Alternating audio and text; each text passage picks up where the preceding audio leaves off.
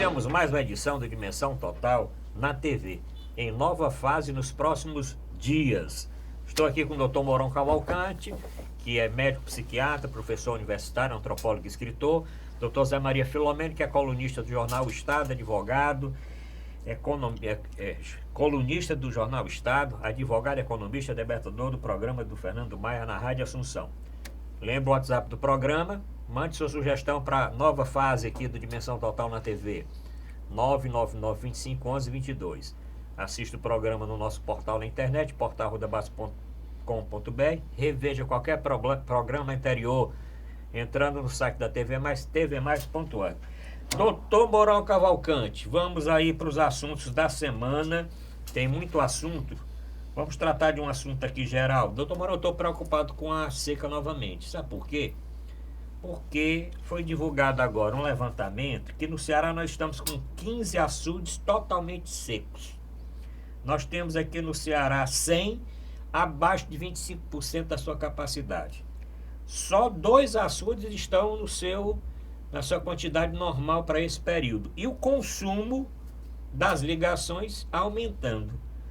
O consumo aumentou de 10,55 milímetros cúbicos para 11,28.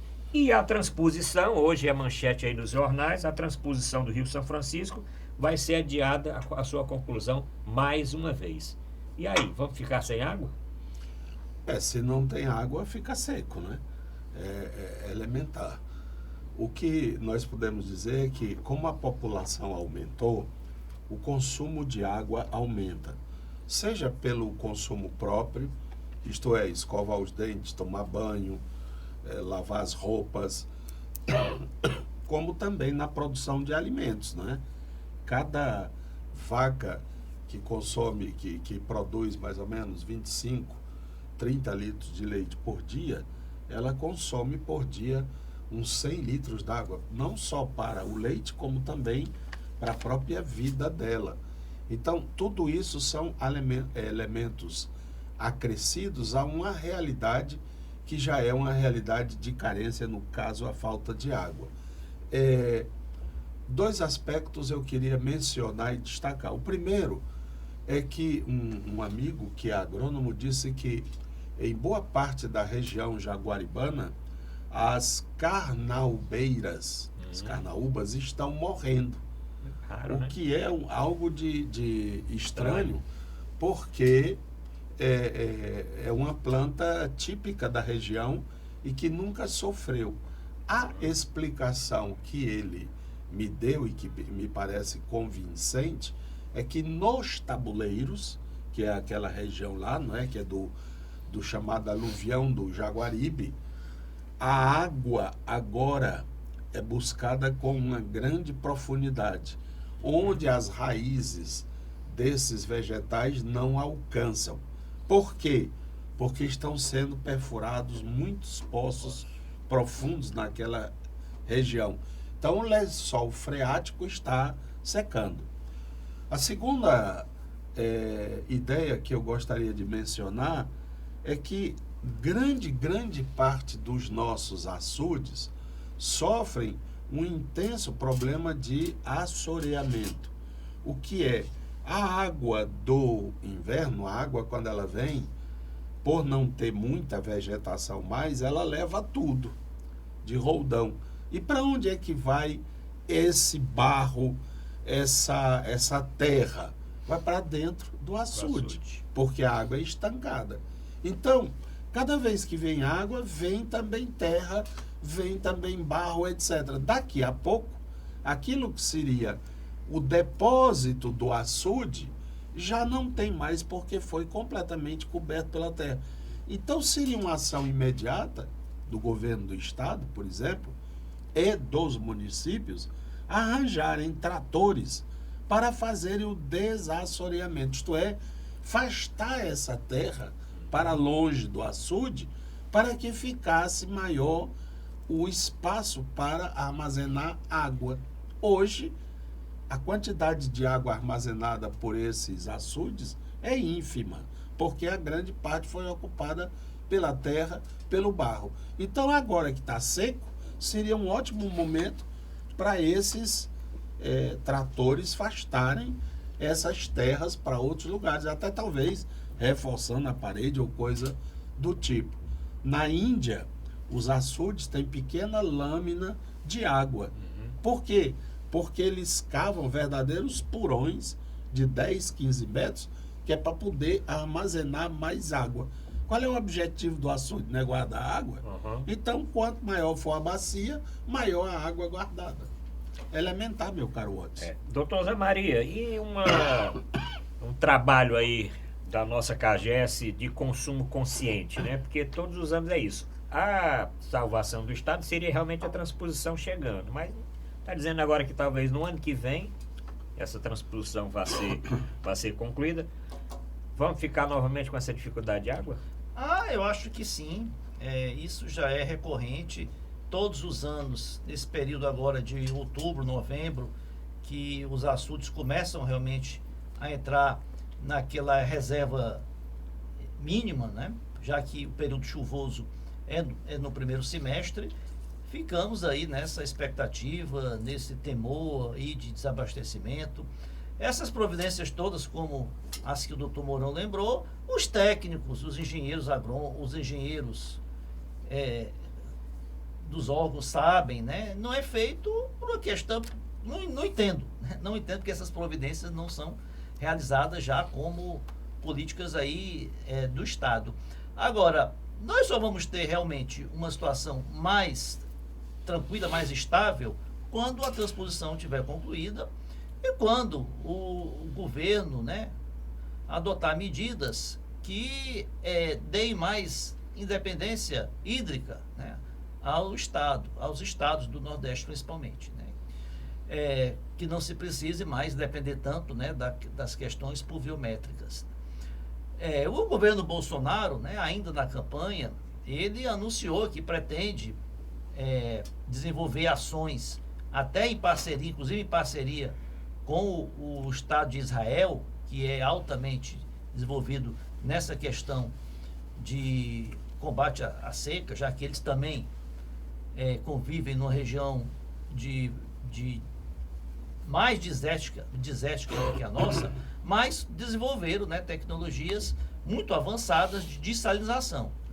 Eu acho que talvez nós temos que avançar, né? O Brasil tem que avançar na região Nordeste na indústria de dessalinização, porque é mais uma fonte de acúmulo d'água para, principalmente na região que mais é afetada pela seca.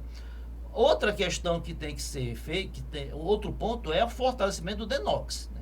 Eu vi aí alguns comentários que muitos defendendo, isso não é de agora, é de algum tempo, ainda no governo Lula, até no governo Fernando Henrique, né, sempre tem essa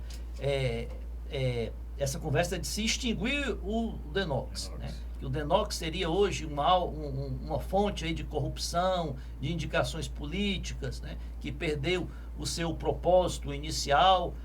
Eu discordo totalmente. Eu acho que você não pode... se o dente está cariado, você não vai arrancar o dente, vamos tratar o dente, né? Não vamos jogar a criança junto com a água suja. Se tem fonte de corrupção, como tem em diversas outras áreas do Estado, dos governos, vamos combater a corrupção, fiscalizar, né?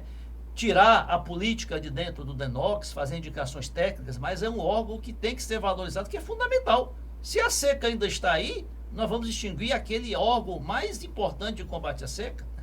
Então, acho que tem que se fortalecer o DENOX, que é um instrumento importantíssimo, né, para amenizar os efeitos da seca. Doutor Mourão, ainda ficando aqui no nosso Ceará, nós estamos completando, doutor Mourão, nós já discutimos aqui no programa, anos anteriores aí, 1.096 dias daquela chacina do Curió. Não sei se os nossos telespectadores estão lembrados, aquela chacina do Curió que tem inclusive vários policiais envolvidos, 44 policiais, isso está para completar 3 anos, aconteceu ali no Curió, em Messejana, e até agora não teve julgamento de nada, ninguém foi condenado, da mesma forma que o assassinato da vereadora Marielle no Rio de Janeiro e seu motorista continua também insolúvel. Por que acontece isso, doutor Mourão? Porque não há o interesse de apurar. Porque quando há, encontra-se. Inclusive, eu lembro de um ex-procurador da República, Cláudio... Cláudio foi ainda no governo Lula e tal. Ele dizia que... Cláudio Fonteles. Ele era da Comissão Brasileira Justiça e Paz, e uma vez ele veio falar aqui em Fortaleza, eu assisti.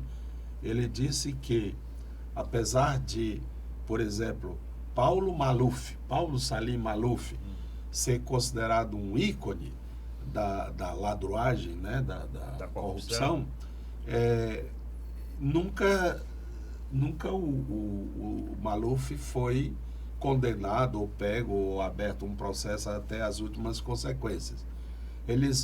Bastava que um processo fosse levado a sério e fosse até o final. Então, no caso aqui, envolvendo 44 policiais, não sei o quê, daqui que faça as audiências, as testemunhas, não sei o quê, o crime vai ser prescrito. Porque a justiça não sabe trabalhar com pressa. A justiça é sempre lerda. E aquela história, a justiça tarda, mas não falha, isso é coisa para provérbio, não é coisa para realidade, não. Quanto da Marielle, eu acho que o ministro atual de Segurança Pública, né, o Jugman, que é um ministério que vai se acabar, vai tudo ser do Super Moro, né? Super Moro, o homem que vai salvar o Brasil. Mais tarde vamos falar dele. Pois bem,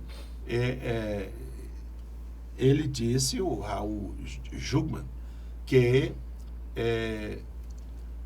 agora a investigação será, no caso da Marielle, né, da vereadora, será investigado pela Polícia Federal, porque existiam indícios de que a Polícia Militar do Rio de Janeiro estaria dificultando as investigações, a evolução do processo. O que é muito grave, uma acusação muito grave feita por um ministro de Estado. E caiu no vazio. O certo é que já são 320 dias, né? Quase um ano desse assassinato, sem nenhuma pista, sem nenhuma solução. É um monumento à impunidade, né? Aqui acolá surge uma linha de investigação, parece que o negócio vai ser concluído.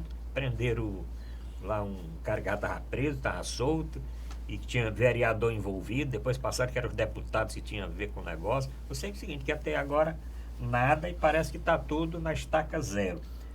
Ainda sobre a seca, né? A seca, sim. Sobre a seca, um detalhe.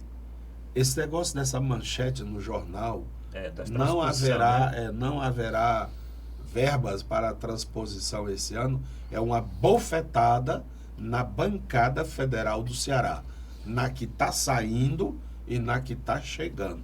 Eu quero ver se esses homens e mulheres criam vergonha de, em uníssonos, formar uma comissão. Nós vamos chegar lá no Bolsonaro, primeiro dia da posse dele, ou faz a transposição, ou nós não votamos nenhuma mensagem do governo. Eu duvido que ele ia repensar o assunto, ia chamar lá o posto Shell, não, posto Ipiranga para resolver. Porque não é questão de dinheiro, é questão de vontade política. E a vontade política começa na Câmara. Nós os elegemos para que vocês defendam os interesses do Estado. Não é para ficar traficando influência. Eu quero o diretor do DNR, eu quero o diretor do não sei de quê, eu quero o representante do Ministério. Não vai ter mais nem representante para o Ministério do Trabalho, né? Vamos já falar do Ministério do Trabalho. Parece que é porque o Ministério do Trabalho era um ninho do PDT. Vamos já falar, PTB. Vamos já falar a respeito do Ministério do Trabalho. Mas, doutor Zé Maria, o caso aconteceu no dia 11 para o dia 12 de novembro de 2015.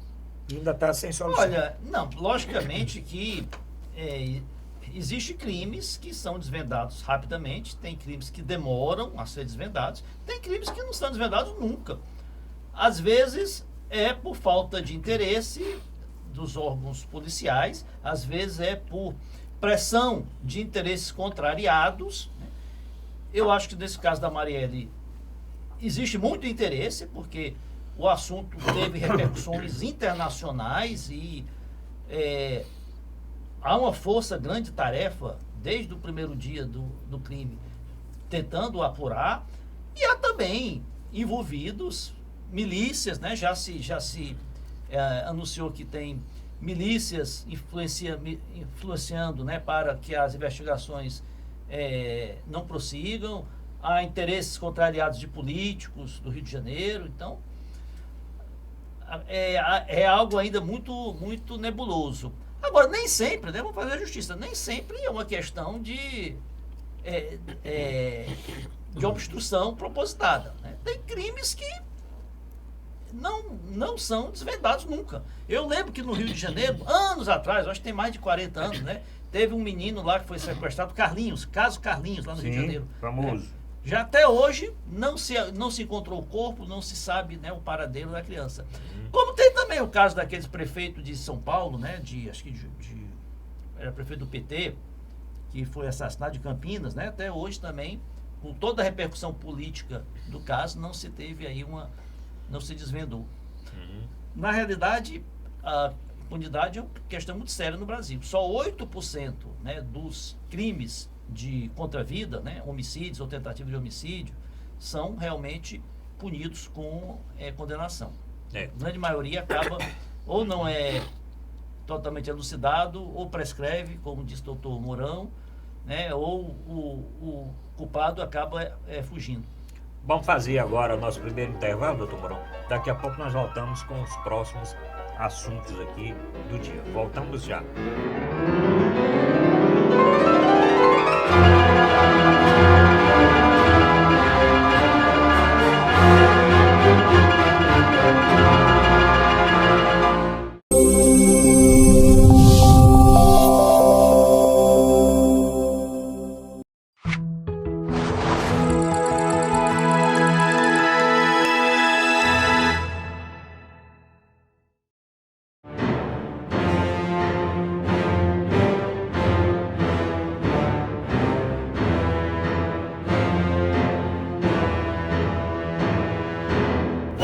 Dimensão Total na TV, produção do jornalista Ronald Machado. Lembra o WhatsApp do programa, que é Fortaleza, 99925-822. Lembra o nosso portal na internet, portalrudabas.com.br. Bom, vamos agora para uma pauta de entrevistas. Várias entrevistas aconteceram essa semana, vamos falar de algumas delas, né? Tem a entrevista do superministro Moro, tem a entrevista do comandante do Exército, general Eduardo Vilas Boas, e tem entrevista do Ciro Gomes. Vamos começar pelo Ciro Gomes, já que nós estamos aqui no Ceará. Ciro Gomes e Cid, né? Isso. Uma entrevista assim, dizendo que não vão fazer tanta oposição, quer dizer, não vão fazer total oposição oposição sistemática. Oposição sistemática ao Bolsonaro. Tem também aquelas críticas, o Ciro continuou com aquelas críticas muito ácidas em cima do PT.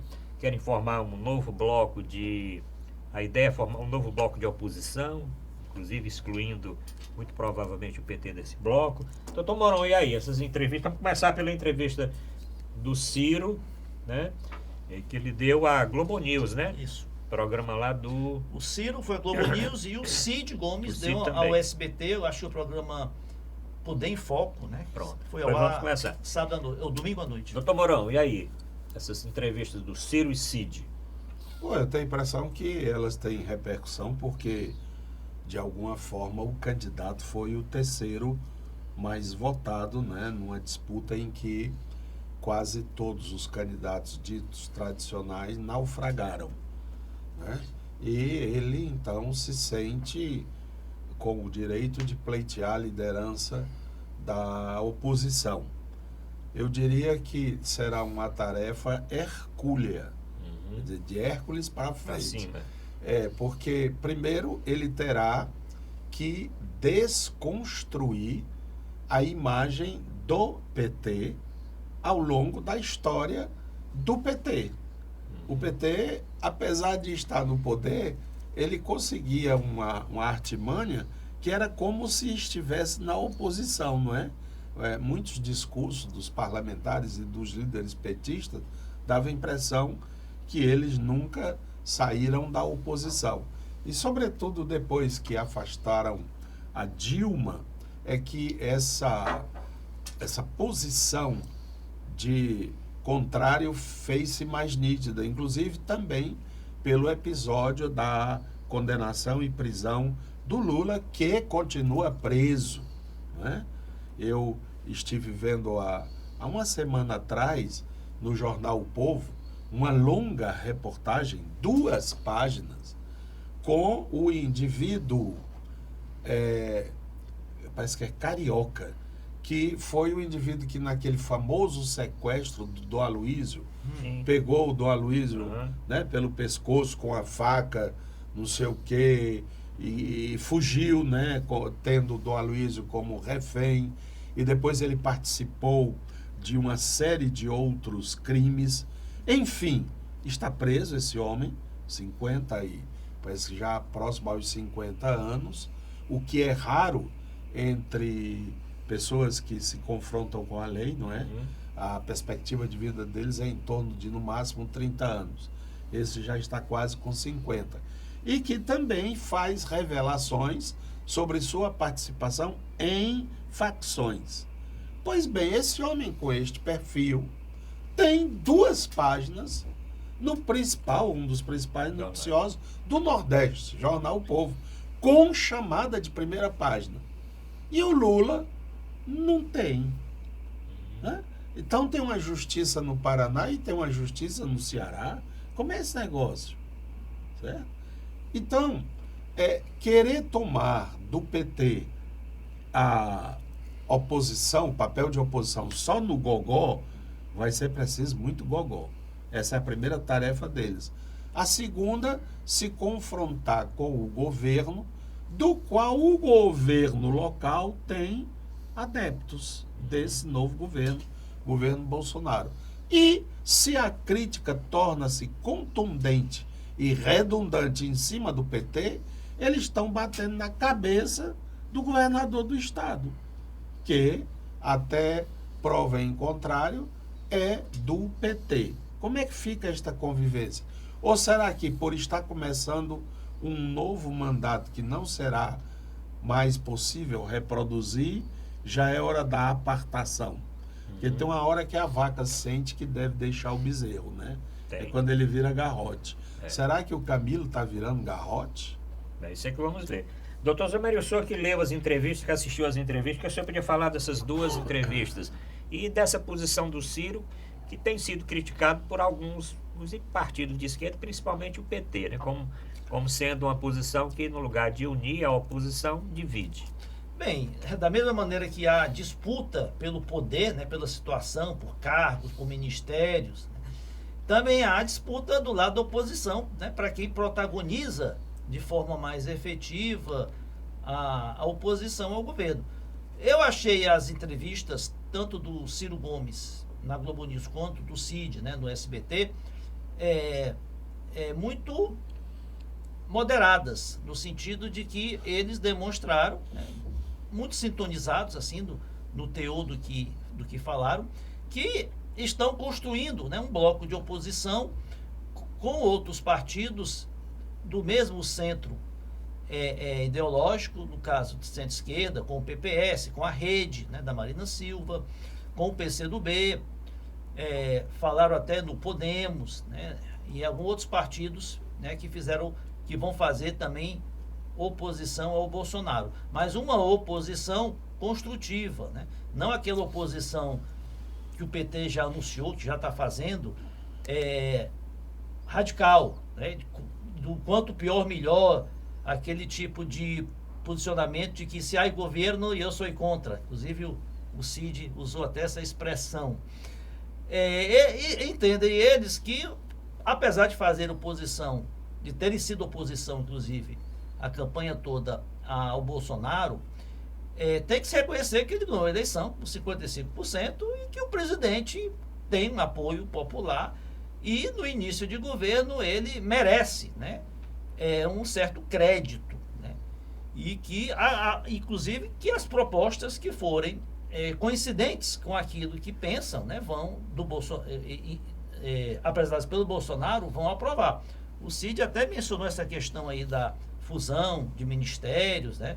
Extinção de algumas pastas. Disse, olha, eu sou contra, mas se é a proposta do governo e o governo precisa, né, realmente, tem a prerrogativa, né, de dar a sua... propor à sociedade o seu projeto, eu vou até votar a favor. Então eu acho muito coerente, né? Eu acho que não é o momento, eles entendem que não é aquele momento, né, de radicalização, de confrontação, né, de oposição a qualquer custo, né? Não vão aderir ao governo, logicamente que não vão reivindicar cargos, mas vão fazer uma oposição racional, construtiva. Achei coerente e achei prudente, né, a posição deles. Bom, ainda rodando as entrevistas, doutor Mourão, não sei se o senhor teve a oportunidade, se o senhor estava viajando, deve ter tido, de ler a entrevista do general Eduardo Vilas Boas, que é o comandante do Exército, que ele deu à Folha de São Paulo, né, no final de semana, em que ele fala que, perguntado a respeito daquelas mensagens, enigmáticas ou não, colocadas no seu Twitter, na véspera da votação, daquele habeas corpus que podia soltar o Lula, que no fim não soltou, porque o placar foi 6-5, se eu não estou enganado. 6-5, né? Que ali foi uma medida preventiva para evitar males maiores, alguma coisa assim, né? Que teve no limite, Teve no limite, que é como se o Exército estava com uma certa fervura e aquilo ali veio, os entendidos que a possível liberação do Lula poderia causar uma explosão. O que é que o senhor que leu essa entrevista? O general Vilas Boas, ele sabe que está concluindo o seu ciclo, né, de influência na tropa. E ele está sendo preservado até agora apenas por uma questão, eu diria, muito mais de respeito à figura dele, o que ele contribuiu com o Exército, do que propriamente o seu desempenho. De forma que ele é uma pessoa extremamente ou gravemente enferma, ele tem uma doença de natureza neurológica degenerativa. Hoje ele já está em cadeira de rodas e normalmente ele usa respiração tubo, né? Não faz isso quando está em público, mas a gente percebe ele sempre ofegante, o que significa que essa doença, que é uma doença neurodegenerativa, começa a atingir órgãos essenciais. Independente disso, ele foi, no seu posto, um homem sempre de muito busca de equilíbrio, moderação, não é? E lançaram com muita ênfase aí, como é aquele slogan? Escola sem partidos. Escola sem partidos. Eu estou lançando um aqui, quartéis sem partidos. Porque há um viés, né? O Bolsonaro diz, há um viés ideológico em determinados setores. Primeiro, não é das Forças Armadas, é do Exército. Parece que a Marinha e a Aeronáutica estão fora desse negócio aí. E eles já estão começando a não gostar desse alijamento. É como se Forças Armadas fosse só o Exército. Primeiro, e mesmo sendo o Exército, tem mais gente de pijama do que gente da ativa. Até porque os da ativa não podem participar e não têm pensamento igual, com tamanho viés ideológico. Eu ainda me esforço em crer que o Exército Brasileiro não tem tudo a ver com essa história dessa tal identidade do governo que vai se instalar.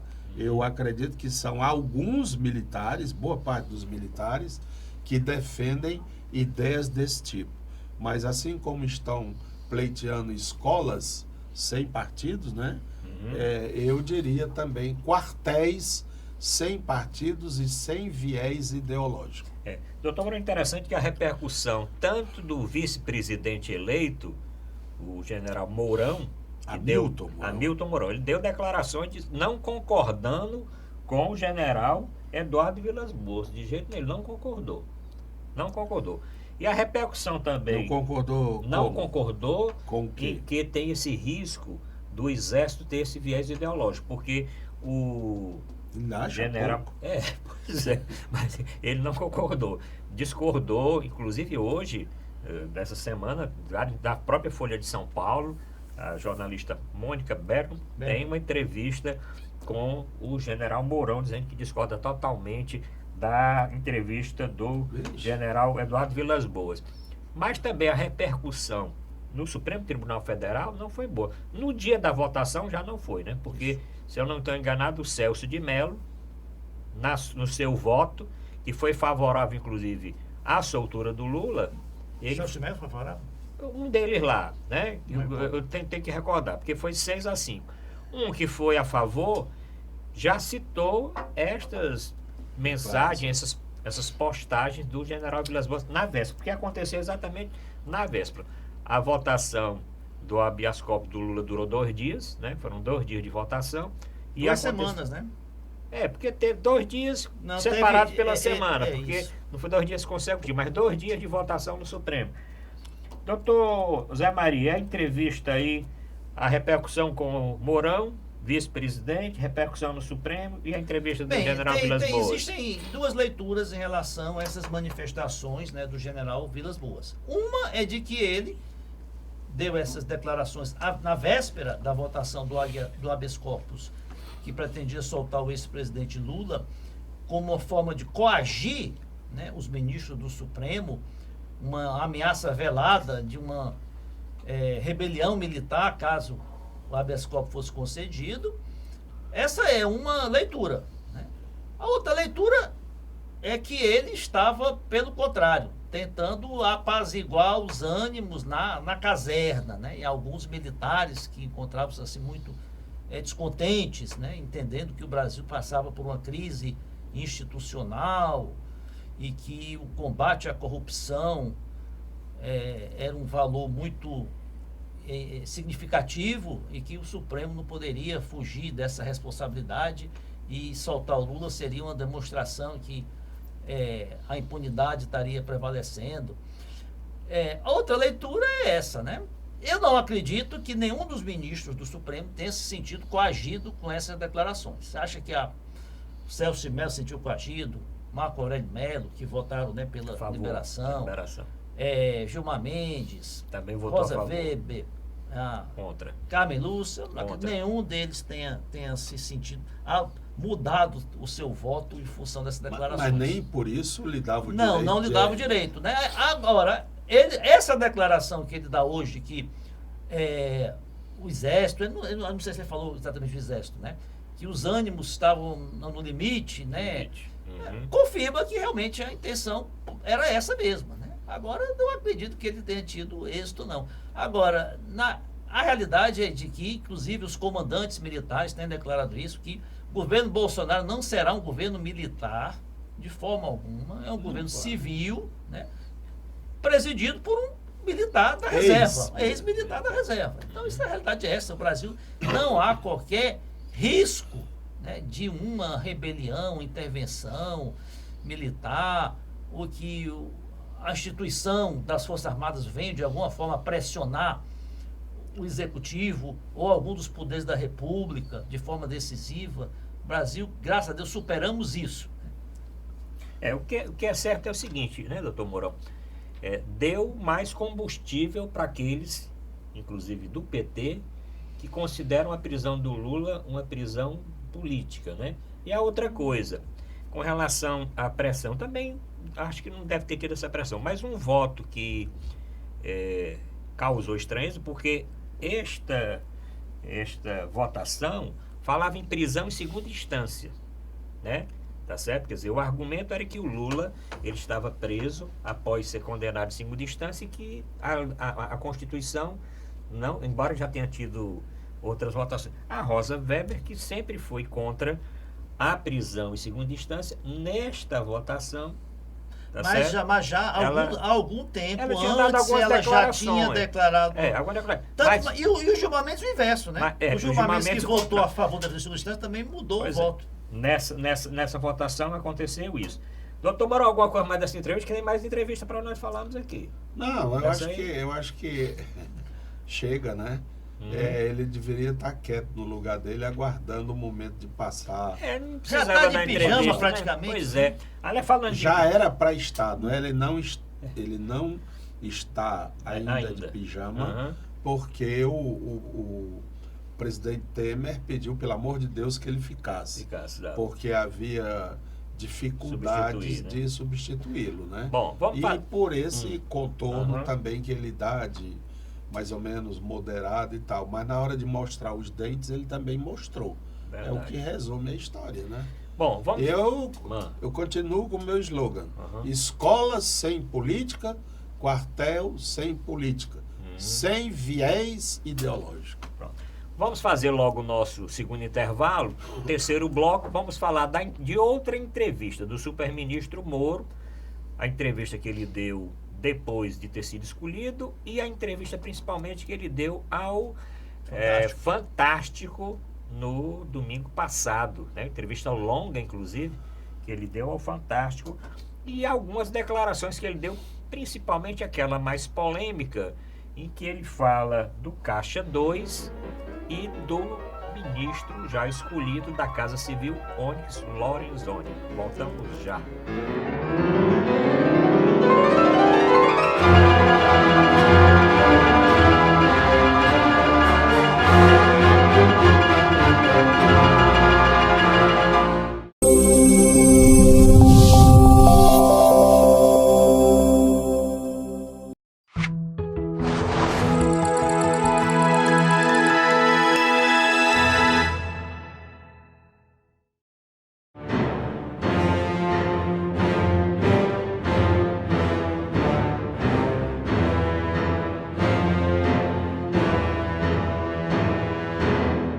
Apresentar a Dimensão Total na TV.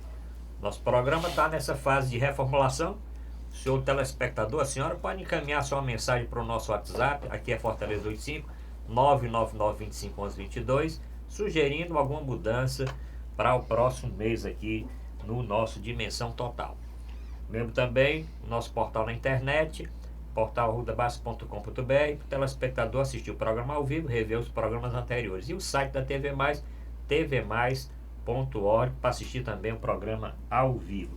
Dr. Moral Cavalcante, vamos falar aqui das entrevistas do Moro concedidas ao Fantástico, a entrevista que ele deu para a imprensa de uma forma geral. Na entrevista que ele deu para a imprensa, teve uma repercussão com relação à mudança, o doutor Zé Maria vai falar, a mudança de postura dele com relação à Caixa 2. Eu pensava que Caixa 2 fosse uma coisa pior do que qualquer outro tipo de crime. Mas no caso do ministro escolhido da Casa Civil, réu confesso, inclusive, que recebeu R$100.000 no final da campanha, mas recebeu porque tinha muita conta para pagar, isso tá, todos os sites têm essa entrevista dele aí. Ele disse que o ministro é uma pessoa muito boa e que pediu desculpas já e reconheceu que errou. E aí, doutor Mourão, basta isso?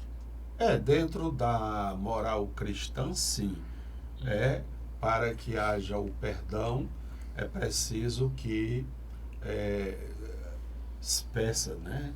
Você pede a Deus, estou arrependido, confessar o seu arrependimento para obter o perdão. Deve ser baseado nessa moral cristã que o nosso bravo ministro Moro deve ter dito isso. Porque em termos de lei, crime é crime, fim de papo.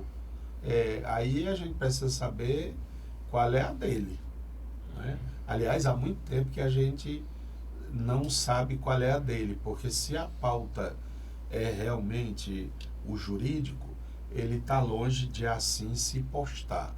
O que vocês me dizem de um cara que fez uma delação premiada, em grande parte para poder se livrar? Você é condenado a 20 anos, mas se você disser isso, contar isso, nós vamos reduzir de 20 para 10 ou de 20 até para 6, para menos. O cara diz na hora, óbvio. Aí quando você, mas você tem provas, tem algum papel? Ah, não, isso aí ele me falou muitas vezes, eu vi muitas vezes. Mas você não pode anexar um pedaço de um chip mental no processo. né? Pois bem, o Supremo, Supremo é o máximo, né? A não ser aquele negócio de Deus acima de tudo, tudo acima de todos, todos acima não sei de quê, que eu não entendo desse slogan, né? Se Deus está acima de tudo, então está acima do todos, Brasil, né? e de todos, né? Mas todos estão em cima de... Bom, aí o doutor Moro pega essa delação, que já havia sido feita há muito tempo, e que o Supremo disse que não tinha valor aquela delação, porque não havia provas. E esse dito juiz, doutor Sérgio Moro, solta esse pedaço, exatamente esse pedaço da delação do Palocci, né? do Palocci, vésperas da eleição. Qual foi o objetivo? Qual foi o objetivo? Aí agora ele mostra novamente pusilânime. Não, se é do meu lado e ele arrependeu-se, está perdoado, né? Te perdoa em nome do Pai e do Filho, vai embora. É o Lorenzoni. E os outros estão em cana. Que injustiça é essa, doutor Moro? Doutor Zé Maria, tem esse aspecto, e vamos falar da entrevista no Fantástico, né? Tá certo? Eu só achou estranho, né? Ele dar entrevista dentro do gabinete dele, lá em Curitiba. Esse aspecto eu achei estranho. Ele não disse que ia deixar, já ia pedir a exclusão do quadro de juiz?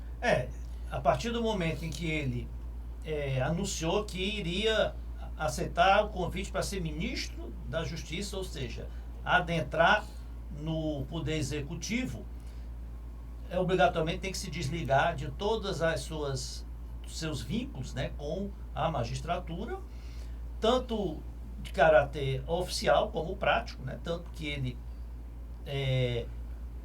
me diga uma coisa. Ele pediu férias, então, essa exoneração é em caráter irrevogável e definitivo.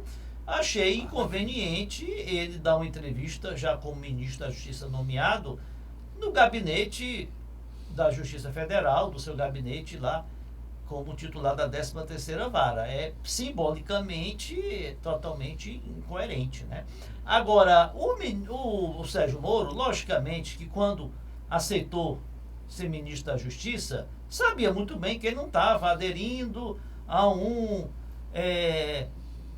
mosteiro de monges beneditinos que não tem pecados nem pensamento, né? Vai conviver com políticos que têm lá seus pecados, lá respondem a alguns a processos, outros a investigações de maior ou menor gravidade. Ele não pode exigir, olha, não vou trabalhar, eu não vou sentar na mesa de nenhum ministério que ninguém tenha nenhum tipo de investigação. Claro que tem, lógico. Não só o Onyx Lorenzoni, outros membros do gabinete vão ter alguma investigação. Agora, o que ele falou foi muito incoerente com o que ele já havia dito. Ele podia muito bem dizer, olha, eu respondo por mim, o ministro Onyx Lorenzoni que responda pelos seus atos. Se ele cometeu algum ilícito de natureza eleitoral com repercussão penal, ele que vai responder, né, perante a justiça competente. Né? Não sou mais juiz, sou agora ministro. Não dá essa declaração aí de querer passar panos quentes, que ele se arrependeu-se, então por estar perdoado, ele que não tem que perdoar nada. Ele não é mais juiz para julgar. Outra coisa, ele disse, inclusive, que um dos compromissos que o presidente Jair Bolsonaro fez com ele era de que não toleraria no seu governo ninguém que respondesse sobre quem sofresse acusações de corrupção ou de maus feitos, né? E ele disse bem que, se consultado pelo presidente casos de denúncia de corrupção no governo, ele vai avaliará a gravidade, né? Havendo ou não denúncia pelo Ministério Público, mas dependendo da gravidade, ele aconselhar o presidente a afastar preventivamente aquele membro do governo. Isso, se ocorrer, né, não é o que vem ocorrendo no governo Temer, e se ocorrer já vai ser um avanço. Eu acho que a quem sofre alguma ameaça, alguma denúncia de autoria de corrupção ou de algum crime grave, tem que ser imediatamente afastado e que vai responder fora do governo, né? Não pode contaminar o governo com alguém, né, sobre quem pesam acusações graves. Doutor Mourão Cavalcante, uma outra parte dessa entrevista que eu fiquei assim um pouco preocupado, quando questionado pela repórter por que ele já não se afastava lá do seu cargo, preferiu tirar umas férias, ele disse o seguinte: porque ele poderia ser assassinado, e se ele fosse assassinado antes da posse, como é que ia ficar a família dele? Se ele for assassinado antes da posse, e tem esse risco? Só tem quando acontece, né? Mas quando acontece é trágico. Eu acho que esses detalhes dele... Bom, ele poderia dizer: eu não posso passar um mês sem receber um salário. Mas ele disse que não depende do governo para sobreviver. Também disse ele isso. Já disse isso anteriormente. Não nessa entrevista. Dessa entrevista que ele citou por que não saía, é porque, olha, uma situação. Se eu for assassinado, como é que vai ficar a minha família? Olha, na vida, às vezes, a melhor solução para a pessoa é dizer a verdade. Por mais inconveniente que possa parecer, dizer a verdade: olha, eu tenho férias acumuladas, eu ainda tenho 1 ou 2 férias acumuladas, então vou gozar essas férias, não vejo nenhum problema eu estar de férias enquanto estou aí tratando da montagem aí do ministério. Pronto, acabou-se. Uhum. Mas, doutor Mourão... Mas é a tal da pauta, da tal moral, sabe? Moral cristã demodé, eu diria assim. Porque é meia farsa, é meia hipócrita, né? Se ele tem recursos para ele viver, então era bom que ele declinasse, por exemplo, do salário de ministro. Seria uma grande contribuição, não era? Então, esses falsos moralismos, para mim, lembra muito Cristo quando fala de sepulcros caiados, né? São muito brancos por fora, mas por dentro é a podridão. Então, eu prefiro guardar essa imagem do Cristo. Agora, se ele vai tirar férias, que tire as férias, mas diga, dentre outras coisas, ou pela principal, é que eu não consigo ficar um mês sem receber de lugar nenhum. Eu só vou receber como ministro em janeiro. Dezembro vai passar batido. Como eu tenho direito às férias, eu estou tirando minhas férias. Eu acho que achar isso errado? O que ele pensa, ele não pode dizer: pô, se eu peço exoneração agora, nós estamos no começo de novembro, daqui para janeiro, dá uma doida nesse Bolsonaro e não me nomeia mais. E aí como é que eu fico? Eu acho que o problema dele é mais esse aí. Não é porque ele tem segurança, tem tudo, não acho que ele não está correndo esse risco. No momento atual não existe esse risco. E ele é campeão de karatê, não sei o quê. Inclusive foi perguntado a respeito se ele usava arma, se tinha porte de arma, disse que tinha segurança, tinha tudo. Eu acho que o problema mais é esse. Ele não tá... Outra coisa, pode vir uma declaração, uma coisa que colida com algum pensamento dele. Ele até já falou que com relação a porte de arma, ele tem um pensamento, com relação à redução da maioridade penal, ele tem outra. Sei lá, se o governo pira e dá alguma coisa que é totalmente contra o que ele pensa. Mas, doutor Mourão, ainda falando aí do governo, nesses minutos agora que estão restando, tem alguns ministérios que estão aí na rota de serem extintos, inclusive o Ministério do Trabalho. Um ministério com 88 anos, né, de vida, né? Porque foi criado ainda por Getúlio Vargas, na época que o Ministério do Trabalho, na época que o Ministério do Trabalho era junto com o Ministério da Agricultura. E aí Getúlio Vargas, uma pessoa muito inteligente, resolveu fazer o seguinte: eu vou criar logo o Ministério do Trabalho, tirando da Agricultura, porque nós estamos aqui iniciando o desenvolvimento industrial do Brasil. Exatamente. Eu tiro logo para essa nova política do trabalho industrial, criou os sindicatos, depois CLT e tal, e ficou como o pai do trabalhador. E agora, uma das propostas do governo Bolsonaro é acabar com o Ministério do Trabalho. Mas o Ministério do Trabalho não tem sua importância, principalmente na fiscalização do trabalho escravo, fiscalização do trabalho do menor, fiscalização do trabalho, na forma geral, do cumprimento das leis trabalhistas. O sistema de desemprego, né? Também, Sim. salário-desemprego. O Ministério do Trabalho tem muita coisa. Quer dizer, acabar o Ministério do Trabalho. No momento desse que teve já a reforma trabalhista, teve a lei das terceirizações, outras mudanças vão acontecer. Não tem que conversar muito, não. Ou você está do lado do capital, ou você está do lado do trabalho. Quando você extingue o Ministério do Trabalho, está claro de que lado você está. Você diz que vai ser um super ministério, que é o Paulo Guedes, que é o homem da grana, dinheiro especulativo. Esse vai ter um super ministério. Do outro lado, que é o trabalho, forças produtivas, aqueles que levam o país nas costas, acaba com esse ministério que não interessa esse povo tendo essas regalias. E fim de papo. Então tá nítido. Mas eu acho que talvez ainda dê para trás. Você acha que isso vai para frente, doutor? Bem, só esclarecendo. Quando você diz extinguir o Ministério do Trabalho, você não vai acabar com o Ministério do Trabalho, não vai acabar com as delegacias regionais do trabalho, não vai extinguir os cargos de auditor do trabalho, não vai acabar com os programas, né, de requalificação, de fiscalização, de exploração de trabalho infantil. Você não vai... Tudo permanece igual. O que acaba é apenas o status daquilo ali ser um ministério. Ou seja, você extingue o cargo de ministro, o cargo de assessores que o ministro tem, de secretário-geral do ministério, de secretário executivo, e toda aquela estrutura passa a ser subordinada a um secretário, como você tem no Ministério da Fazenda, secretário de Política Econômica, né? Ou secretário da Receita Federal, por exemplo. A Receita Federal, que tem delegacias no Brasil todo, que tem fiscalização nas fronteiras, nos aeroportos, nos portos, né? É uma secretaria do Ministério da Fazenda. Então é isso. Não vai acabar com a fiscalização, não vai acabar com as delegacias, né? Apenas vai deixar de ter o status.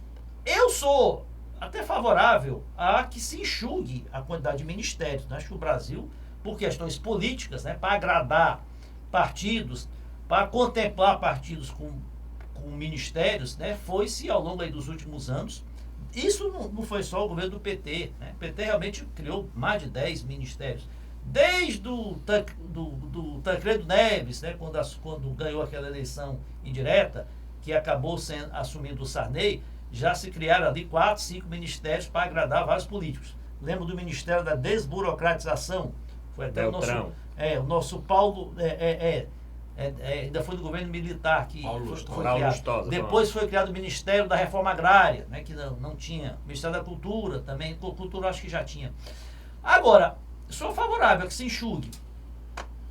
Agora, por outro lado, nessa entrevista mesmo aí do Cid Gomes, no SBT, ele abordado sobre esse assunto aí das fusões de ministérios aí que o Bolsonaro vai implementar, ele disse que, por uma questão de voto de confiança no presidente, assim, ele ia até aprovar quando passasse pelo Senado, mas que ele via de outra maneira. Olha, quando você extingue o ministério, a economia é muito pequena, porque você vai tirar o salário do ministro, 3, 4 auxiliares, né, o diretor financeiro, o diretor administrativo, né?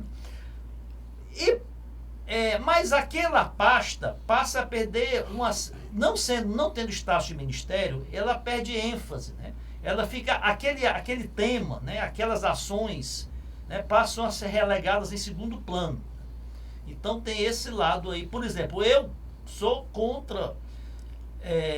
eu sou mais contrário à extinção do Ministério do Meio Ambiente, do Ministério da Cultura, né? Acho importante você ter uma pasta exclusiva para a cultura, por todo o simbolismo, né, e por toda a importância, o destaque que a cultura tem, né, na formação da nação, do que o Ministério do Trabalho. O Ministério do Trabalho pode ser uma secretaria, agora, não sei se vinculado ao Ministro da Economia, né? Isso aí tinha que ser por um outro ministério, né?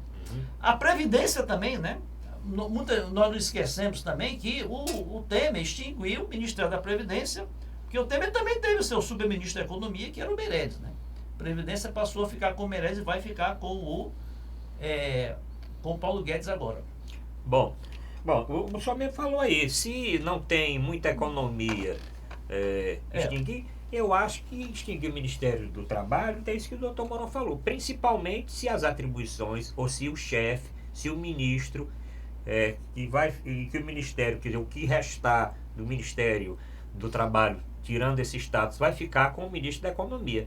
Vai ficar o Ministério do Trabalho vinculado ao Ministério da Economia, que já é um super ministério, mais o Ministério do Trabalho. Da mesma forma como Bolsonaro mudou quando queria fundir dos primeiros ministérios, o Ministério do Meio Ambiente com o Ministério da Agricultura, que é o que nós vamos falar agora da indicação da deputada Tereza Cristina, do DEM do Mato Grosso do Sul, para ministra da Agricultura, ela que recebeu o título de Rainha do Veneno. Nós discutimos aqui, inclusive esse projeto, né, que discutia os agrotóxicos, foi pauta aqui no nosso programa há alguns meses atrás. Mas o Bolsonaro voltou atrás, dizendo não, que vai manter o Ministério do Meio Ambiente. Inclusive tem a Maete Proença como uma possível candidata aí forte a assumir. Eu não sei se Maete Proença tem alguma coisa a ver com o meio ambiente, mas parece que estava sendo indicada para assumir esse ministério. Se bem que a ministra escolhida diz que ela que vai dar, eu não sei também por quê. Porque que a ministra da Economia, da Agricultura é que vai dar sinal verde para quem vai ser ministro do outro Ministério do Meio Ambiente. Por quê, doutor Mourão? Por que a ministra da Agricultura quer vetar ou não vetar quem vai para o Ministério do Meio Ambiente? Olha, o que fica dessa conversa toda, nós estamos nos aproximando da reta final, é que, na realidade, não existia o tal do projeto de governo, não existiam diretrizes gerais, a coisa está sendo feita um pouco na base do improviso. Desculpe, existem arranjos, né? Arranjos que não são de natureza administrativa e de gestão, mas arranjo entre amigos. E para mim, anote aí, telespectador, o que vai ser paradigmático desse ministério, anote aí, nós vamos falar disso.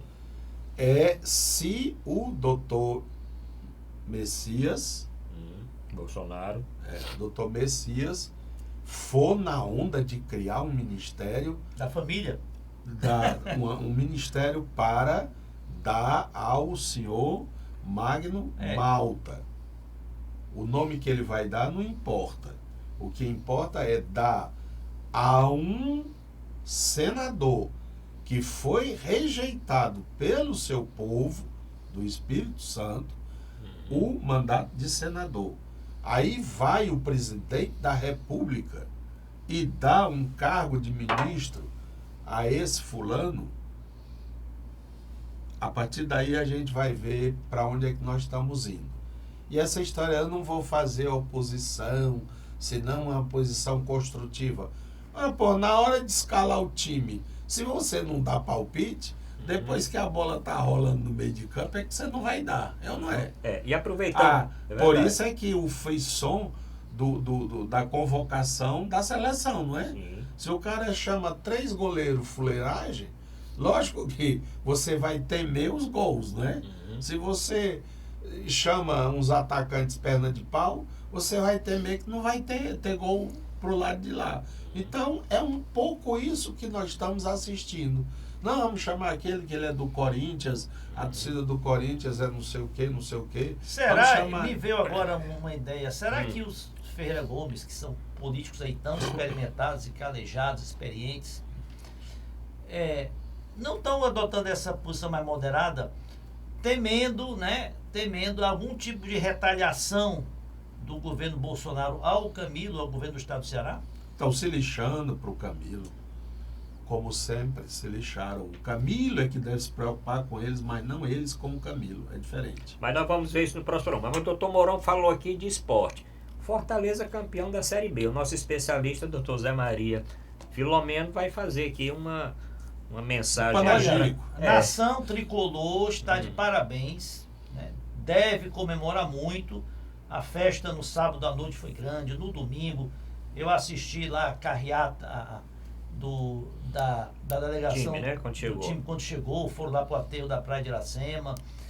É uma festa mais do que merecida, uma glória, né, para o Fortaleza. Nem o mais fanático torcedor imaginaria que no ano do seu centenário, né, o time conquistasse de uma forma tão merecedora, de uma forma tão grandiosa, né, o maior título da sua história. Fortaleza foi campeão brasileiro. É da Série B, mas é campeão brasileiro. E um campeonato brasileiro da Série B muito disputado, com equipes aí de primeiro nível, de Série A. E uma campanha magistral. Teve o acesso com 4 rodadas de antecedência, foi campeão com 3 rodadas de antecedência. Olha, de parabéns, né? E vamos agora torcer para que o Ceará permaneça na Série A. É uma missão difícil ainda.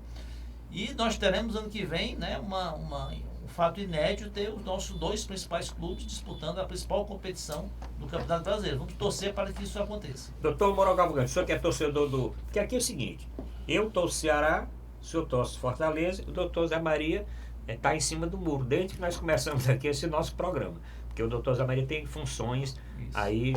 Justiça Esportiva. Da Justiça Esportiva. Mas com relação... Eu recebi sua mensagem, né? Congratulações tricolores. É claro que é uma grande vitória, é uma grande comemoração. Eu estava no Sul e depois que terminou o que eu fui fazer, né? Na hora do almoço, da refeição, a referência dos presentes, pessoal do Paraná, era de que o Fortaleza tinha sido campeão, então eu nem tinha tomado ainda conhecimento e eles falando isso com grande interesse. A própria imprensa nacional deu uma divulgação e isso é bom para todos nós. Isto mostra que quando se tem organização, gestão e determinação, tudo é possível, né? Eu acho que começou com o Eduardo Girão, Sim. Hoje nosso senador da República, e também o trabalho do técnico, né, do Rogério Ceni, e do plantel e também da torcida.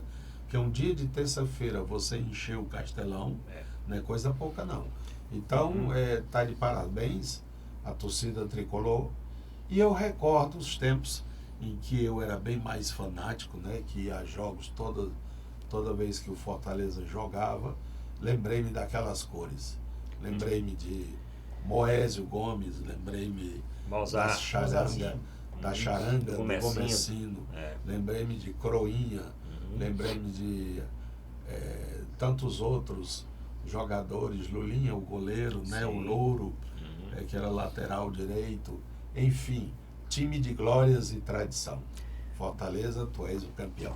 Bom, aqui é a nossa mensagem, parabéns à torcida do Fortaleza, à diretoria, aos jogadores, parabéns ao futebol cearense, e fica aqui a nossa torcida para que no próximo ano os 2 maiores clubes do nosso futebol estejam disputando a primeira divisão. Aliás, é uma coisa interessante porque em entrevista essa semana, tanto o presidente do Fortaleza, Marcelo Paes, como o presidente do Ceará, Robson de Castro, eles falam que vão tentar ficar com o Castelão, a gestão do Castelão, porque é uma coisa realmente inacreditável. O Fortaleza enche o estádio, bota 50 mil pessoas, o Ceará bota também perto de 50 mil pessoas, e aí não tem renda de estacionamento, não tem renda de bar, não tem renda de nada, pelo contrário, ainda pagam alta taxa para poder utilizar o Castelão, levando o público que vai ocupar vaga de estacionamento, que vai beber, que vai comer no estádio, e no fim, se os 2 clubes realmente... Fortaleza já está segurado, o Ceará está lutando para não cair,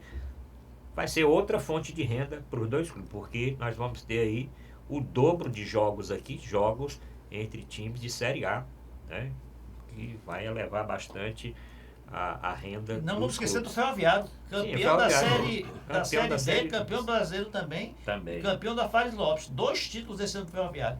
Bom, obrigado pela audiência. Vamos aguardar aí o que vai acontecer essa semana e voltamos na próxima semana com mais um Dimensão Total na TV. Boa noite.